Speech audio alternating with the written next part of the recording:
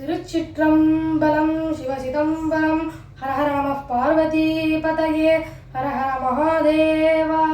தென்னாடுடைய சிவனே போற்றி, எந்நாட்டவர்க்கும் இறைவா போற்றி, ஏகம்பத்துரை எந்தாய் போற்றி, பாதம் பெண்ணொரு ஆனாய் போற்றி, காவாய் கனகத்திரளே போற்றி, திரு கைலை மலையானே போற்றி போற்றி. குனித்த புருவமும் கொவ்வை செவ்வாயில் குமிச்சிரிப்பும் பனித்த சடையும் பவளம் போல் மேனியில் பால் வெந்நீரும் இனித்த முடைய எடுத்த பொற்பாதமும் காணப்பெற்றால் மனித்த பிறவியும் வேண்டுவதே இம்மாநிலத்தே. இன்னைக்கு சித்து அம்பரமான அறிவுடைய ஆகாச கஷேத்திரமான சிதம்பரம் தில்லை கஷேத்திரத்துல எழுந்தருளி அருள் புரியக்கூடிய நடராஜ பெருமானை பத்தியும் சிவகாமி தேவியை பத்தியும் பார்க்க போறோம். முதல்ல யுனெஸ்கோவை சேர்ந்தவாழ்னா இந்த உலகத்தினுடைய மைய பகுதி எங்க இருக்குன்னு தேடிய போது அது இந்த சிதம்பரத்துல இருக்கக்கூடிய நடராஜ பெருமானினுடைய திருவடிக்கு கீழே இருக்குங்கிறத கண்டுபிடிக்கிறா. இந்த உலகமானதே நடராஜ பெருமானினுடைய ஆனந்த நடனத்துலதான் இயங்கிறதுங்கிறத புரிஞ்சுக்கிறா. இந்த சிதம்பர கஷேத்திரத்துலதான் நம்மளால தரிசிக்க முக்தி அப்படின்னு சொல்லுவா.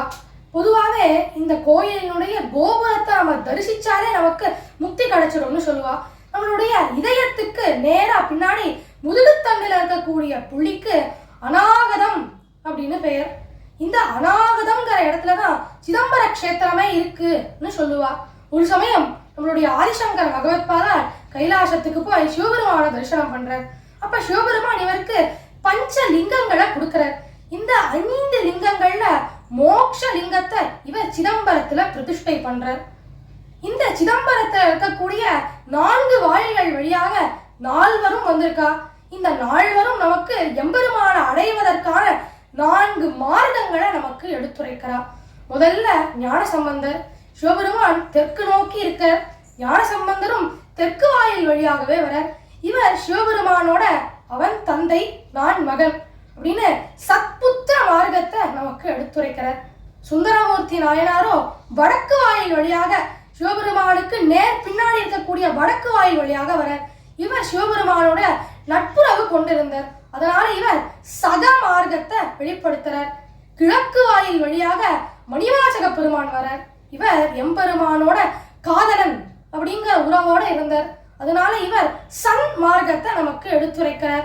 மேற்கு வாயில் வழியாக அப்பர் பெருமான் வர.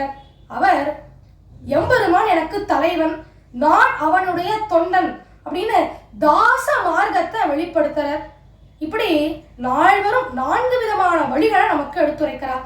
இந்த சிதம்பரத்துல எத்தனையோ நாயன்மார்களுடைய சரித்திரம், அவளுடைய வாழ்க்கையானது நடந்திருக்கு. உதாரணமா திருநீலகண்டருடைய வாழ்க்கையாகட்டும், நந்தனாரினுடைய வாழ்க்கையாகட்டும், அது சிதம்பரத்தை மையப்புள்ளியா வச்சுதான் இருக்கு. அதே போல சேக்கிழார் பெரிய புராணத்தை எழுதணும் அப்படின்னு சிதம்பரத்துக்கு வந்த போது எம்பெருமான இவருக்கு உலகெல்லாம் அப்படின்னு அடியெடுத்து கொடுக்கிற. உலகெல்லாம் உணர்ந்து ஓதற்கரியவன் நிலவுலாவிய நீர்மணி வேணியன் அழகில் சோதியன் நம்பளத்தாடுவான் மலர் சிலம்படி வாழ்த்தி வணங்குவான் அப்படின்னு முதல் பெரிய புராணத்தினுடைய ஸ்லோகத்தை இயற்றார். இப்பேற்பட்ட இந்த சிதம்பரத்தில் இருக்கக்கூடிய நடராஜ பெருமான் 5 விதமான தொழில்களையும் காமிக்கிறார். முதல்ல தன்னுடைய கையில ஒடுக்கை வச்சுருக்கார்.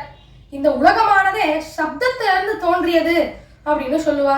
இந்த ஒடுக்கை மூலமா இவர் படைத்தல் தொழில செய்யறார். இன்னொரு கைய இப்படி கீழ் நோக்கி காமிச்சுருக்கார். இது மூலமா காத்தல் தொழில செய்யறார்.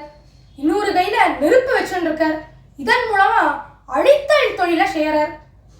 ஒரு தன்னுடைய வலது காலினால முயலகனை மதிச்சுருக்கார். இது மூலமா மறைத்தல் தொழில செய்யறார். தன்னுடைய இடது காலை தூக்கி காமிச்சு இதை கெட்டியா பற்றிக்கோ அப்படின்னு நமக்கு அருளல் தொழில செய்யறார். இப்படி எம்பெருமான் 5 விதமான தொழில்களையும் செய்யறார். இங்க இருக்கக்கூடிய சிவகாமி தேவிக்கு தனியா கோயிலே இருக்கு. இங்க இருக்கக்கூடிய தெப்ப குளத்தை சுற்றி நிறைய பிள்ளையார பிரதிஷ்டை பண்ணியிருக்கா. வைத்தீஸ்வரன் கோயில்ல இருக்கக்கூடிய சிங்கார வேரவனினுடைய மூலவர் இங்க இருக்கு. ஆனா உற்சவரோ அங்க வைத்தீஸ்வரன் கோயில்ல இருக்கு. இந்த சிதம்பரம் கோயிலானது படையெடுப்புகள், முகலாயர்களினுடைய படையெடுப்பு முன்னாடி பிருகத்து ரொம்ப பெருசா இருந்தது. ஆனா இந்த முகலாயர்களினுடைய படையெடுப்புக்கு பிறகு இப்ப ரொம்ப குறைஞ்சிடுது. ஆனா அந்த குறைஞ்சு இருக்கக்கூடிய இந்த சிதம்பரமே பெருசா தெரியுது. அந்த காலத்துலலாம் சிதம்பரம்ங்கிற அந்த ஊரே கோயிலாத்தான் இருந்தது. இப்பேற்பட்ட இந்த எம்பெருமானினுடைய அருளம் நம்மளும் நல்வழி அடைவோம்னு சொல்லி விடைபெறுகிறேன். நன்றி, வணக்கம்.